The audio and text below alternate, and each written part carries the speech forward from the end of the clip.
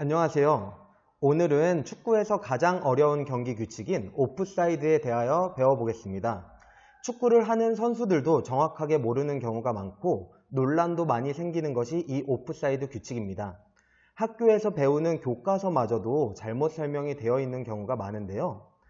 어떤 내용이 잘못되었는지 그리고 정확한 규칙은 무엇인지 한번 살펴보도록 하겠습니다. 먼저 오프사이드에 대한 내용이 설명되어 있고 조회수가 5만 5천 회나 되는 유튜브 영상을 보도록 하겠습니다. 골 판정에 결정적인 역할을 하는 오프사이드 반칙은 공격수의 위치에 따라 결정됩니다. 상대 지정에서 공격수가 골키퍼를 제외한 최종 수비수보다 골라인에 가까이 있으면 오프사이드가 됩니다. 혹시 잘못된 부분 찾으셨나요? 다시 한번 보여드리도록 할게요. 상대 지정에서 공격수가 골키퍼를 제외한 최종 수비수보다 골라인에 가까이 있으면 오프사이드가 됩니다. 방금 전 본 영상에서 골키퍼를 제외한 최종 수비수보다 골라인에 가까이 있는 경우 오프사이드가 된다라는 내용이 잘못된 오류입니다. 오프사이드를 설명해주는 이러한 영상뿐만 아니라 학교에서 학생들이 배우는 체육 교과서마저도 오프사이드의 기준이 되는 오프사이드 위치를 최종 수비수보다 골라인에 더 가까이 있는 경우 또는 골키퍼를 제외한 최종 수비수보다 골라인에 더 가까이 있을 경우라고 설명되어 있는 경우가 많은데 모두 다 잘못된 정의입니다. 그럼 피파 공식 경기규칙서에 나와 있는 내용을 살펴보면서 정확한 내용을 알아보도록 하겠습니다. 먼저 오프사이드 위치에 대한 정의입니다. 화면에서 보이는 것처럼 손과 팔을 제외한 신체의 어느 부분이 상대방 진영에 있으면서 골 또는 마지막 두 번째로 있는 상대팀 선수보다 골라인에 가까이 있는 경우를 오프사이드 위치라고 합니다. 이렇게 최종 수비수 또는 골키퍼를 제외한 최종 수비수가 아닌 마지막에서 두 번째로 있는 상대팀 선수보다 골라인에 가까이 있는 경우가 오프사이드 위치죠. 무엇이 다른지 한번 설명드리도록 할게요. 일반적인 경기 상황에서 최종 수비수는 골키퍼가 됩니다. 이 공격수의 경우에는 최종 수비수보다 골라인에 가까이 있지 않기 때문에 오프사이드가 아닌 걸까요? 그렇다면 예를 들어 우리 제가 존경하는 김병지 선수와 같은 공격 본능이 뛰어난 골키퍼의 경우 이렇게 나올 수가 있겠죠. 이렇게 나와서 이렇게 있을 때 그럼 골키퍼를 제외한 최종 수비수보다 이 선수는 골라인에 가까이 있지 않습니다. 그럼 오프사이드 위치가 아닌 걸까요? 그렇기 때문에 정확한 경기 규칙 상에서는 최종에서 첫 번째, 두 번째 수비수 최종에서 두 번째 수비수보다 골라인에 가까이 있는 선수는 오프사이드 위치에 있다고 정의 내릴 수 있습니다. 대부분 일반적인 상황에서는 골키퍼가 최종에서 첫 번째 수비수 그리고 그 앞에 있는 수비수가 최종에서 두 번째 수비수가 되겠죠. 방금 설명드린 바와 같은 상황을 한번 영상으로 보여드리도록 하겠습니다. 2010년 남아공 월드컵 개막전인데요. 멕시코와 남아공의 경기입니다. 한번 봐볼게요. 코너킥 준비합니다. 보라도 코너킥 헤딩 슛! 옵사이드군요. 옵사이드입니다. 네, 골킥이 나왔지만 뒤에 있는 한 선수가 마지막 선수가 기준점이거든요. 네. 자, 골로 연결이 됐습니다만 중심이 길을 들었습니다. 이 상황이 한번 다시 이제 느린 화면으로 나올 텐데요. 다시 한번 보시겠습니다. 코너킥. 자, 여기서 헤딩을 하는 순간 최종 수비수는 이 뒤쪽에 있습니다. 하지만 최종에서 두 번째 수비수인 이 골키퍼가 이 오프사이드 라인의 기준이 되겠죠. 이 오프사이드 최종에서 두 번째 수비수보다 골라인에 더 가까이 공격수가 있기 때문에 오프사이드 판정을 하였습니다. 그렇기 때문에 이 경기 규칙서 상에 나와 있는 것처럼 마지막에서 두 번째로 있는 상대팀 선수보다 골라인에 가까이 있는 경우 오프사이드입니다. 또한 마지막에서 두 번째 있는 선수보다 볼이 더 앞에 있다면 오프사이드를 판정하는 오프사이드 위치를 판정하는 기준은 이 볼이 되겠죠. 그래서 만약 최종에서 두 번째 수비수보다 볼이 더 앞에 있다면 볼이 오프사이드 위치를 판정하는 기준이 됩니다. 그렇다면 이 선수는 오프사이드 위치에 있는 것이 되겠죠. 오프사이드 위치에 있다고 해서 오프사이드 반칙은 아닙니다. 그렇다면 오프사이드 반칙은 무엇인지 한번 살펴보도록 할게요. 우리 오프사이드 반칙은 오프사이드 위치에 있는 선수가 팀 동료에 의해 볼이 플레이된 순간 간섭, 방해, 이득을 얻었을 때 오프사이드 반칙입니다. 먼저 간섭이란 팀 동료가 패스 또는 터치한 볼을 플레이하거나 터치하여 플레이에 간섭할 때를 간섭이라고 합니다. 한번 영상을 보도록 할게요.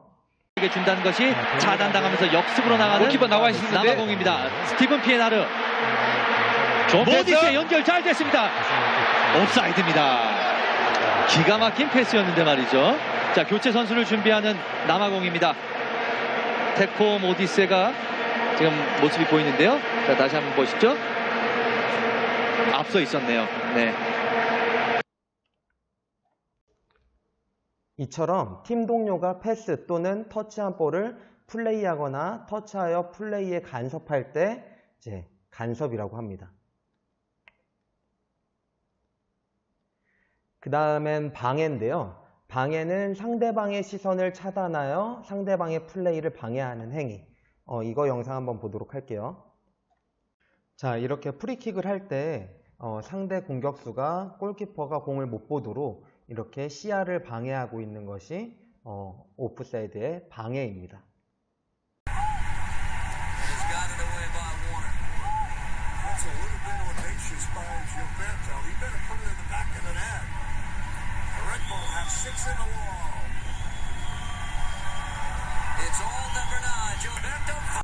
자, 다음 이 두 가지는 비슷한 내용인데 볼을 목적으로 상대방에게 도전하는 행위, 플레이하려는 명백한 의도로 상대방에게 영향을 주는 행위, 그리고 명백한 움직임으로 상대방이 볼을 플레이할 수 있는 능력에 확연히 영향을 주는 행위들입니다.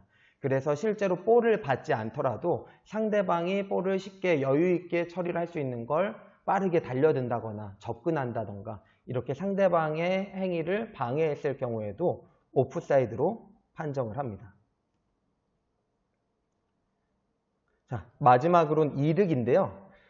이득이란 볼이 골포스트, 크로스바, 심판, 상대 선수에게 맞고 튀어나왔거나 굴절되어 나온 공을 플레이하거나 상대 선수 플레이에 영향을 미쳤을 경우에 이득을 얻었다라고 합니다.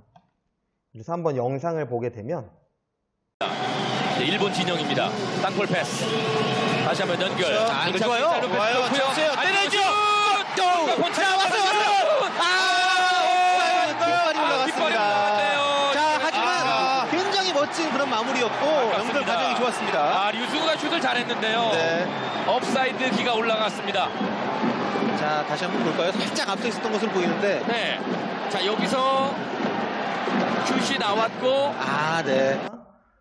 골포스트나 상대 선수나 골키퍼를 맞고 나온 거를 이제 터치하거나 이득을 얻었을 경우, 이런 경우를 오프사이드에서 이득을 얻었을 경우라고 합니다.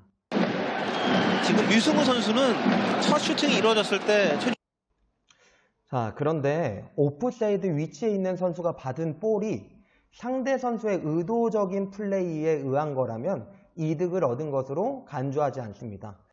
예를 들어 2006년 월드컵 스위스전 때 이런 경우죠. 이호 선수가 의도적인 플레이에 의해서 발을 뻗어서 이호 선수 맞고 상대 스위스 선수에게 공이 갔기 때문에 오프사이드로 판정하지 않았습니다. 한번 영상을 한번 보도록 할까요? 비어 있는데요. 2006년 월드컵 스위스전. 업사이드입니다. 네, 업사이드. 지금 자, 주심 왜 자, 하지만 이 상황에서는 아까 그 이호 선수 이전에 이 선수가 오프사이드였습니다. 자, 우리 최종에서 두 번째 수비 라인이 한 이 정도 되죠. 최종에서 두 번째 수비수보다 더 골라인에 가까이 있는 이 선수가 공간이 좀 비어 있는데요. 공을 받죠. 사실은 이때 오프사이드 판정을 했어야 됩니다. 물론 아까 이호 선수가 공을 준 거는 오심이 아니라 정확한 정심이겠지만 이 선수에 대한 오프사이드를 판정 못한 이 주심과 부심 같은 경우는 오심을 했다라고 할 수 있겠죠. 자, 방금 영상 본 것처럼 상대 선수의 의도적인 플레이에 의한 것이라면 이득을 얻은 것으로 간주하지 않습니다. 물론 상대 선수의 의도적인 세이브, 여기서 세이브란 골문 안으로 들어가거나 골문으로 매우 근접하게 움직이는 볼을 막거나 막으려고 하는 것은 제외가 됩니다.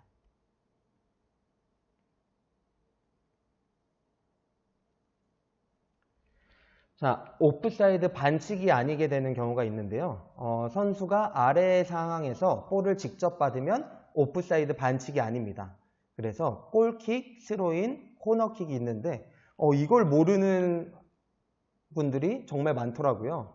그래서 골킥 같은 경우는 요즘 경기장이 매우 작고 그리고 킥력이 좋은 골키퍼들이 많기 때문에 충분히 상대방에게 위협적으로 킥을 멀리 날릴 수가 있습니다. 그럼에도 불구하고 골킥을 하는데 상대 수비수들이 오프사이드 라인 올린다고 해서 이렇게 올리는 경우가 있고, 또 공격수는 골킥에는 오프사이드가 없음에도 불구하고 상대 수비수가 올라왔다고 해서 같이 하프라인 쪽까지 내려오는 경우가 되게 많은데 골킥에서는 오프사이드가 없죠. 이것처럼 스로인에서도 오프사이드가 없습니다. 마지막으로는 코너킥에서도 오프사이드가 없다는 점. 그래서 이 세 가지 상황은 오프사이드가 적용되지 않는다는 점을 한번 정확하게 알아두시면 좋을 것 같습니다. 자, 그리고 오프사이드 반칙을 범하고 나면 이렇게 주심이 손을 들게 되죠. 이 경우에는 오프사이드를 해서 드는 것이 아니라 오프사이드 반칙을 하게 되면 상대팀의 간접 프리킥으로 재개를 하게 됩니다. 이렇게 간접 프리킥이 주어질 때는 이렇게 주심이 귀 옆에 붙여서 손을 올리게 되고요. 이 손은 이제 간접 프리킥이 시행되고 같은 편이나 상대편에 의해서 터치가 될 때 손을 내리게 됩니다. 오프사이드 규칙은 정말 오래된 규칙이고 지금껏 이 오프사이드를 폐지해야 된다는 의견도 정말 많았는데, 만약 오프사이드 규칙이 없어진다면 어떻게 될지 한번 생각해 보셨나요? 물론 오프사이드 규정을 없애면 골이 더 많이 들어갈 거라고 예상하는 사람들도 많지만, 만약에 오프사이드 규칙이 없어진다면 대부분의 공격수들이 골대 앞으로 가서 몰려있게 될 겁니다. 그래서 키 큰 공격수가 상대 문전에서 어슬렁거리면서 헤딩을 노릴 것이고요. 미드필더들은 패스 플레이를 하기보단 웬만하면 이제 킥을 차서 골대 근처로 이제 붙여주는 플레이를 하게 되죠. 그렇게 되면 지루한 뻥축구가 반복되게 되겠죠. 현대 축구에서는 모든 선수가 이제 패스 플레이를 통해서 공간을 창출하고 상대 영역을 이렇게 침범해서 골을 노리는 스타일을 보여주는데, 그렇다면 이런 티키타카와 같은 재밌는 플레이를 볼 수가 없겠죠. 그래서 여러분들이 축구 경기를 볼 때는 이 오프사이드 반칙을 유발하기 위해서 수비수들의 이 라인 올리기라던가 아니면 또 그러한 것들을 전술적으로 돌파하고 오프사이드 트랩을 깨는 공격수들의 지능적인 움직임을 한번 같이 살펴보면서 축구를 본다면 더 재미있게 축구 경기를 관람할 수 있을 거라고 생각을 합니다. 자, 어떻게 오프사이드 규칙에 대해서 이해가 되었나요? 어렵기 때문에 한 번에 이해가 안 될 수 있지만 항상 여러 상황들을 보면서 이해를 하시면 좋을 것 같고, 이제 축구 경기 규칙에 대한 거는 다른 내용 보지 말고 대한축구협회 홈페이지 자료실에 있는 경기 규칙서를 다운받아서 보는 것이 가장 정확합니다. 자, 그럼 이것으로 이번 영상 마치도록 하겠습니다.